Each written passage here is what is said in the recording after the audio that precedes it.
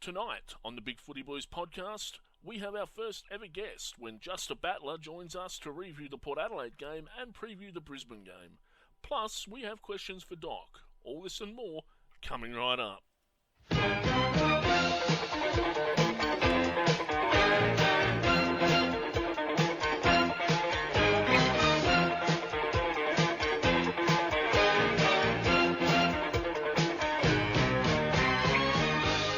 Ladies and gentlemen, welcome to the 9th episode of the Bigfooty Blues Podcast. I am, of course, the Wookiee. With me, as always, are my compatriots, the old Dark Navies. Great to be back again. Devoid of caring. Howdy, people. And joining us for the first time on the Bigfooty Blues Podcast is Just a Battler. Woo! What an honour. Let's get naked. Wait. You think it's an honour now, but give it half an hour or so and we'll see where you're at.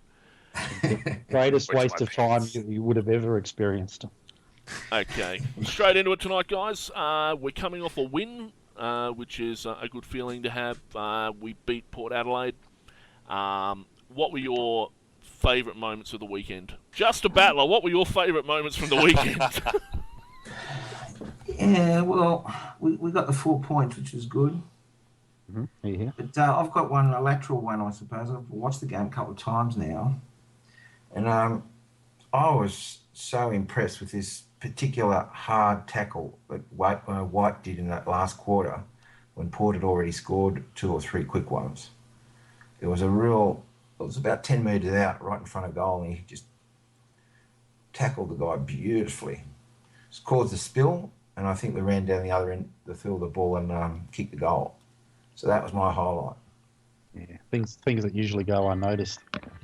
Yeah, I actually like looking for those little things as much as you can when you're on TV. If you're at the ground, it's easier because it's in front of you, but then you're limited to your point of view. But those little big things, I get a big kick out of that. Excellent. ODM, what was yours? Look, it's probably fairly obvious, but because Betts and Yaron were out, wondering how Garlett was going to go, being the only small forward and getting the extra attention. He went really well and he got his 4 goals, but I was particularly pleased to see Murphy forward a lot and providing that other small forward option and kicking some goals and leading from the front. So, in particular, he kicked a ripper from the boundary. Eddie had been training him during the week by the looks of it, but and that was something to see. Mm. Excellent. And devoid of caring, you got one? I didn't actually get to watch it, so I don't really have anything. I don't know, like I listened to it on the radio, but I don't remember jack shit of that game.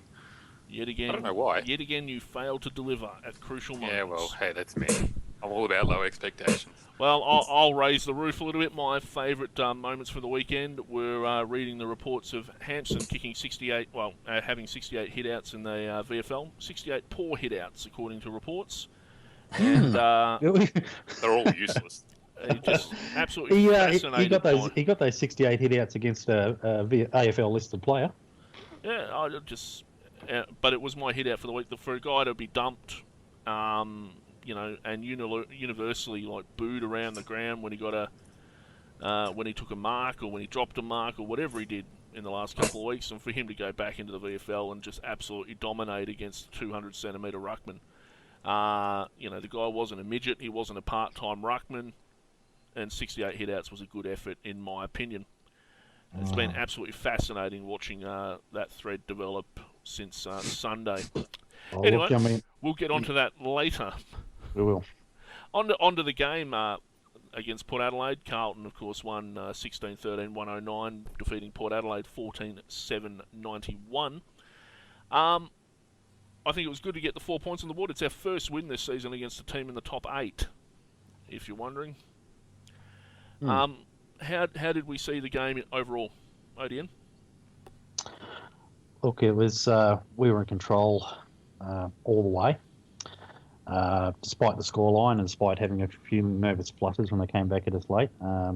We beat them in all the relevant categories, and it was more our lack of intensity, us being a little bit fumbly. the amount of times that we would sort of lose the handle on the ball and Port would run it up the other end for a goal. One in particular where we had two players crashing into each other, and then just a little bit, not too long later, I think one of the Simpson might have been involved in both, but we had two players stand there and look at each other to, possibly to avoid the collision that occurred previously, and Port ran it in for a goal. So we just had a lot of those little things happen that kept Port in the game. And they had a few free kicks in front of goal too, but we really did control it and should have won by more. And how did you see it, Justin Butler? I agree with ADN. I think that we were in control for the whole game. And we've got some outs. We've got some big outs of that. Yeah, got some big outs, and some of the outs are the cleaner ball handlers under pressure, like Gibbs and Yaron. But so I agree with everything ADN said. I was very pleased to see Cruiser actually taking some very clean marks, and actually a couple of contested marks when it mattered. One in particular in the last quarter. I'm not convinced that he's anything but capable of being anything but a part-time forward. So I suppose I'm fascinated by this discussion on Hampson and Warnock and Cruiser that's going on. What else? I think Curnow really impressed me in that game. He shut, what's their captain's name? Boak. Yeah, he shut him out of the game pretty well for most of the game. But it was scrappy. I'd say 3/4 of football was very low grade, scrappy arm wrestling stuff. I think we could have won by a lot more than we did. Yeah. I think we were lucky to get that first 3 goals up at the very start, and that was the margin we ended up winning by at the end. Statistically correct, but I heard the TV guys say that, and I just thought to myself, you can't really make that argument because, if it was closer, maybe the intensity level from Carlton would have gone up a lot more. I still think we've got this, we've done enough, so let's just put the queue in the rack mentality going on. Definitely.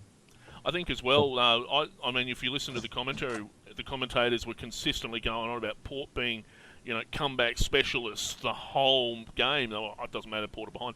They're the comeback specialists. Yeah. And I don't really get that because that's kind of our thing as well. If you've ever seen anything that we've played in the last 10 years. Very true.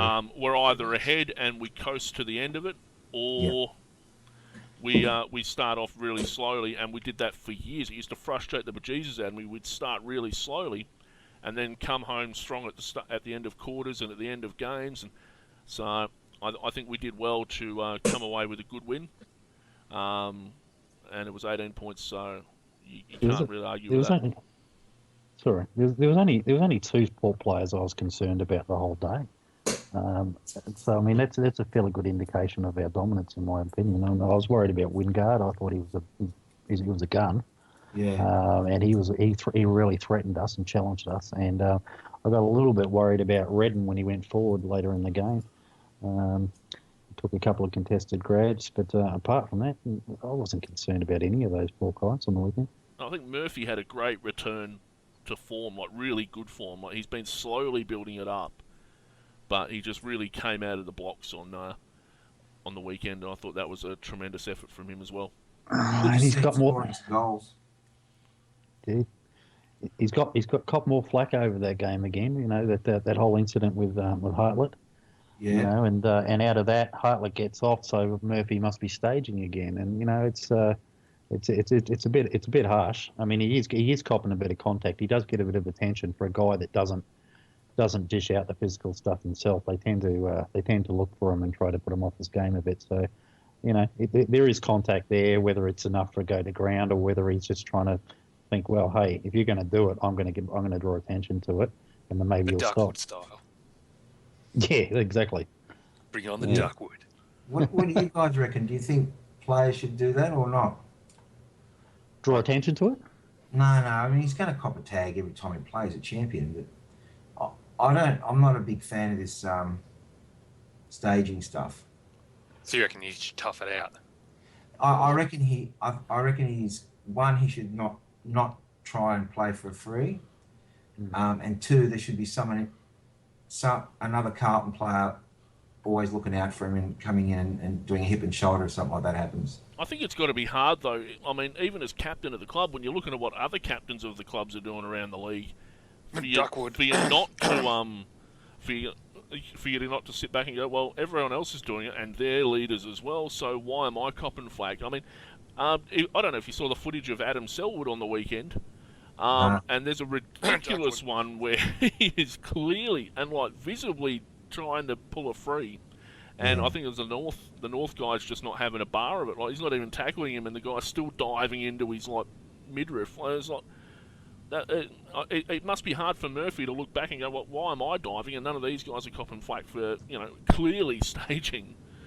So I don't want to. Sorry, keep going. I was just going to say he's probably a new captain. You see. Yeah.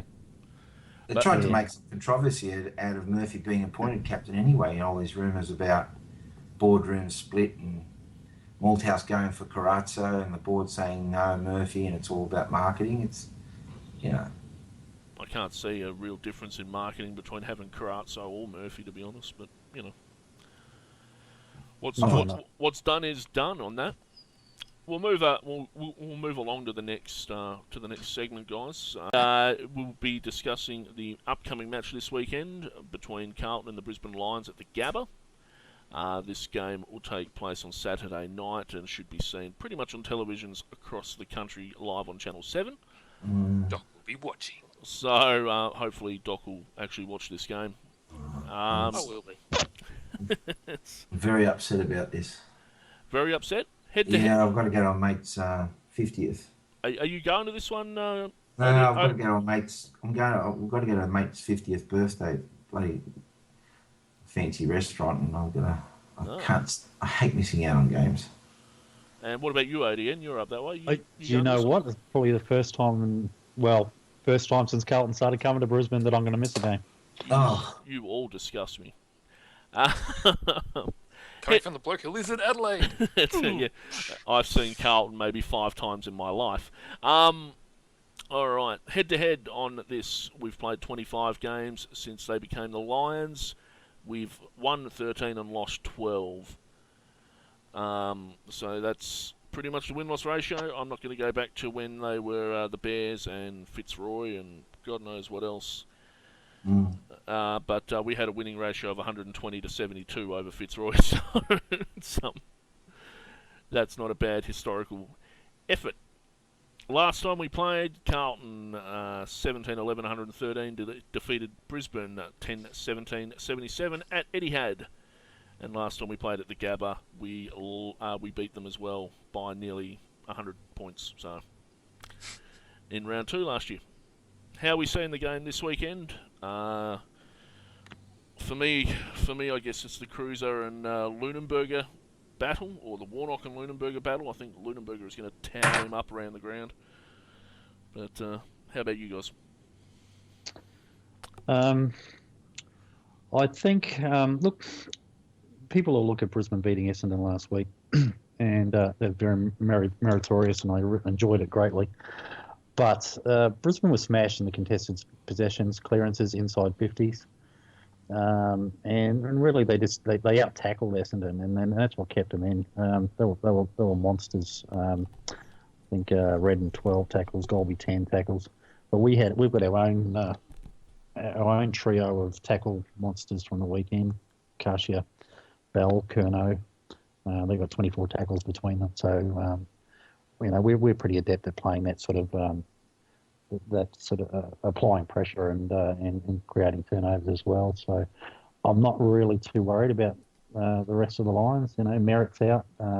Clark, is it? I think he's out. That's suspended. Rich is out. Sorry? Rich is out. Rich is out. He's been out for a couple of weeks, I think. But he's out, so it's another one missing. Black's come back and had some good early touch, but I don't know about his ability to run out games at the moment. He only played half a game last week, so yeah, he was. Don't think he'll be playing any much more than that this week. Yeah. I wouldn't think. So Brown came back to form. He 15 disposals, 11 marks. And he does trouble us, Brown. He in the does a little past, bit, but we've got a couple decent key defenders down there that can switch around if we're having any problems in that regard. And Well, according to them, we don't. Apparently, Henderson's nothing. Yeah, well, that's just a little bit of jealousy, I think, isn't it? I think so. I think White And White, Zorko's not doing pretty well for them, but apart from that, I mean, especially if we're going to get any one of Gibbs and Carazzo back, just to strengthen our midfield, I think we've got the work ethic, and we've got a bit of class in there. How are you seeing it, Justin Butler? I still have nightmares over that semi we lost against them. Yes. Like that to me, like that was a cruel blow, that game. And so I always feel nervous about playing Brisbane. Doesn't matter where they are on the ladder.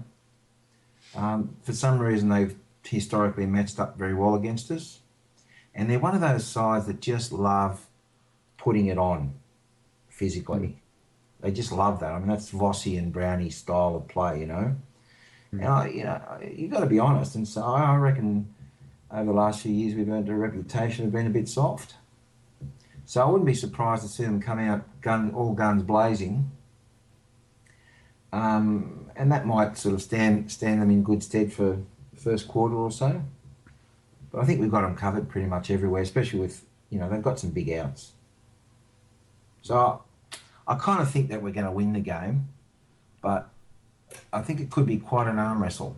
Look, every game from now on is a danger game because you just don't know what team's going to turn up on the day. If the team that turns up to play like we played against St Kilda, and this is a frustration we've had for years, you just don't know who's going to turn up. Is it the team that beat Essendon by 10 goals, or is it the team that lost to Gold Coast the next week?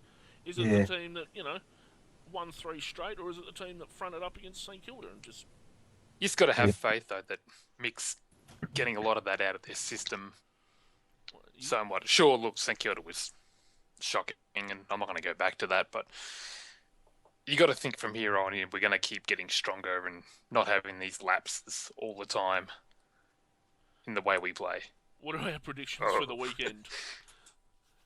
Odin, how much do you think we're going to lose by?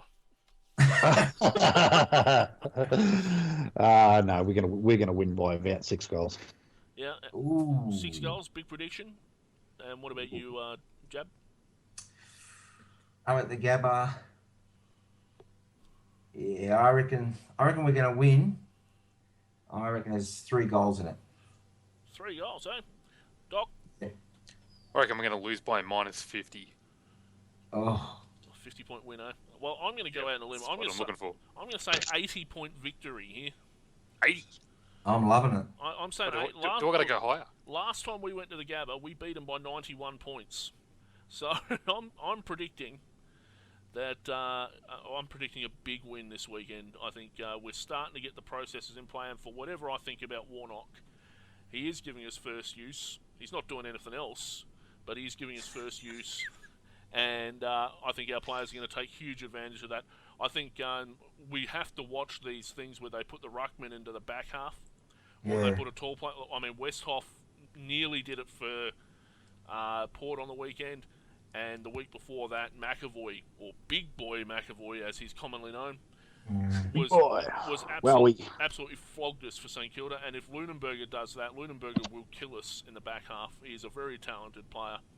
Taken in the same draft as Cruiser, and probably has done just as much as him in the time.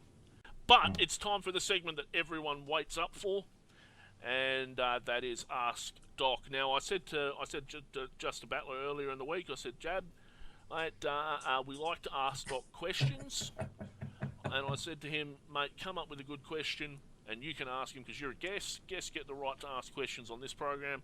So, Jab, did you come up with a question for Doc? Well, I have. Don't let me down. Okay. So, Doc, this is a very technical question. All right. And I know you're just the man for it, mate. Maybe. Let's see how Okay, listen. It's always troubled me, this. What do you reckon the average number of football boots the average Carlton player goes through is each year? Each year? Yeah. Well, it depends. Who are we talking about? Are we talking about, like, Jeff Garlett, or are we talking about someone like, let's say Hampson? Well, you've got to draw an average line through and pretend they're all. Because you got to assume here that you were talking about the whole team itself. Am I getting an average for the team? Yeah.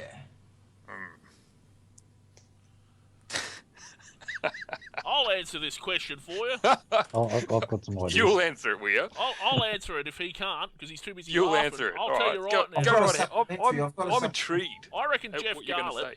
Garlett would go through a pair of boots every week. They come out a different colour with different stripes and Aboriginal paintings and artwork on them. It's true. And then Robbie Warnock, on the other hand, he would go through a pair of boots a year. You know why? Because he doesn't run anywhere. He doesn't run. He doesn't have to use them. He just puts on a pair of surfboards or whatever he uses for feet. And that's it for the year. That's it. Done. He couldn't get a boot sponsor if his life depended on it. Well answered. Supplementary question. All right. Final question. You're in the wrong sport. Final question. This one came in PM. As always, anonymously submitted. In 1924, prisoner 2599 in the Pennsylvania State Prison was unusual because of what crime? Repeat that again. In 1924, prisoner 2599 in the Pennsylvania State Prison was unusual for what crime? Who the fudge is prisoner 2199? 2599. No wonder you don't get these answers. Shit, whoever it is, I don't know. I wasn't even born then. I'll tell you. It was. Can I have a guess? Yes. Was it overstating taps to advantage? No, hang on. We're doing this again, aren't we? Keep going. Sorry, guys. In this particular case, it was because it was actually a dog who killed a cat. I need a drink. Oh. I wish I was joking, but no. Was that Tony Liberatore? Oh, that's got to get a move on. Time running out. Time for board talk with ODN. Yeah, look, I got nothing to tell you except probably the most popular thread this week on the boards is one called Hampson. Hampson. About 10,000 views last time I looked, and it's probably approaching about 5,000 posts in there. And it's one where we've got people that normally agree with each other on just about everything at loggerheads, and it's really split the board in a lot of ways. And started off very anti-Hampson, and now the pro-Hampson people have come back and taken plenty of ground back. And it's pretty exciting. I've spent a great deal of time in there having some serious discussions, and then except when people like devoid of liver come in and post Bambi pictures, and totally take away my focus. Did you like that? It's pretty fun. Just a little bit, but from my point of view, I just want to prove that no position is untenable. And next week I start my campaign to have Kane Ackland reinstated. All right. Thank you very much for coming on, Just a Battler. You've been most welcome tonight. You'll be welcome back any time. Pleasure, guys. Yeah, good to have you, mate. Devoid of caring, thank you once again for putting up with our tomfoolery. Good luck on the weekend. and ODN, thank you again for coming on board. Yeah, no, I'll say goodbye. Did Doc just ignore you again? Yeah, I ignored him. I don't pay attention to him. Devoid of liver. And I'll say good night as well. Thank you very much, guys. We'll see you on the forums, and good luck this week.